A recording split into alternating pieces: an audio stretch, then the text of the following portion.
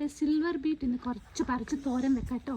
ഇവിടെ മഴയൊക്കെ പെയ്ത് നന്നായിട്ടൊന്ന് പൊന്തിയൊക്കെ വന്നിട്ടുണ്ട്, കുറച്ച് തളരൊക്കെ ഇട്ടിട്ട്. അപ്പം നമ്മളിങ്ങനെ ഇടയ്ക്കിടയ്ക്ക് ഇത് കട്ട് ചെയ്തെടുക്കുവാണെങ്കിൽ അത് പിന്നെയും കൂടുതൽ നന്നായിട്ട് വളരും. അതുകൊണ്ട് ഇത് വലിയ വന്നിട്ട് സിൽവർ ബീറ്റ് എടുത്ത് കഴിക്കാനെടുക്കുക. ഞാനിത് പറിക്കുന്ന സമയത്ത് നീത്താപ്പ് ഒരു ചെറിയ സിസ്റ്ററുമായിട്ട് വന്നിട്ട് പറിക്കുകയാണ് സിൽവർ ബീറ്റ്. അതിനിടയ്ക്ക് ഒരു ഫ്ലൈറ്റ് പോകുന്നുണ്ട് കേട്ടോ.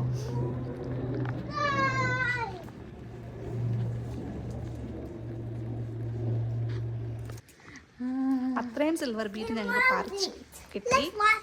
അത് ഞാൻ വാഷ് ചെയ്യാൻ വേണ്ടിയിട്ട് 1-2 വട്ടം റിൻസ് ചെയ്തതാണ്, പിന്നെ ഇത്തിരി വെള്ളത്തിലിട്ട് വെച്ചാണ്. അപ്പോൾ പിള്ളേർക്ക് വെള്ളത്തിൽ കളിക്കണമല്ലോ, അപ്പോൾ അവർ രണ്ടും കൂടെ അത് അവർ വാഷ് ചെയ്യാം എന്ന് പറഞ്ഞിട്ട് വെള്ളത്തിലിട്ടുകൊണ്ട് ഞാൻ ഇവരെയും കൊണ്ട് തന്നെ ഇപ്പം ഇവർ വെള്ളം വീഴ്ത്തി കഴിഞ്ഞാൽ അവരെയും കൊണ്ട് തന്നെ ഞാൻ തുടപ്പിക്കും അത്.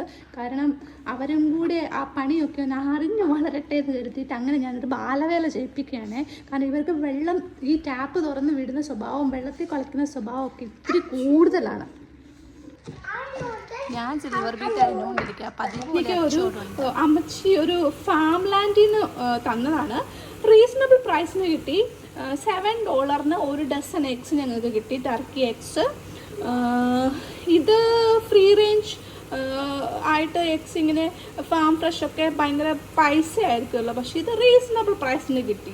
അപ്പം ഞാൻ ഇന്ന് തോരനുണ്ട്. ഞാൻ 3 ടർക്കി എഗ്സ് ഇതിനകത്ത് ഇട്ടിട്ടുണ്ട്. ഇത് നമുക്കിനി നന്നായിട്ട് അങ്ങനെ ഇളക്കി പൊടിച്ചെടുത്തിട്ട് സ്റ്റിർ ഫ്രൈ ചെയ്ത് എടുക്കാം.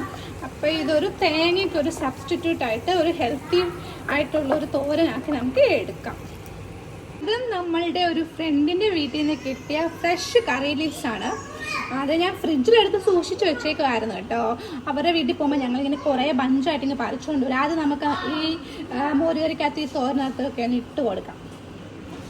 ആക്ച്വലി എനിക്കിവിടെ ഒരു കറി ലീഫ് പ്ലാന്റ് ഒക്കെ ഉണ്ടായിരുന്നതാണ്.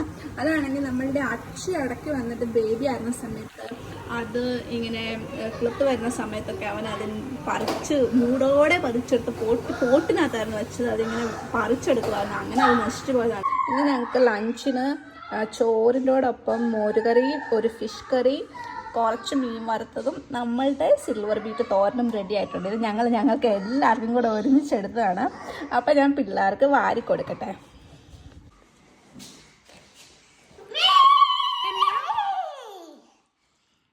തരാട്ടോ,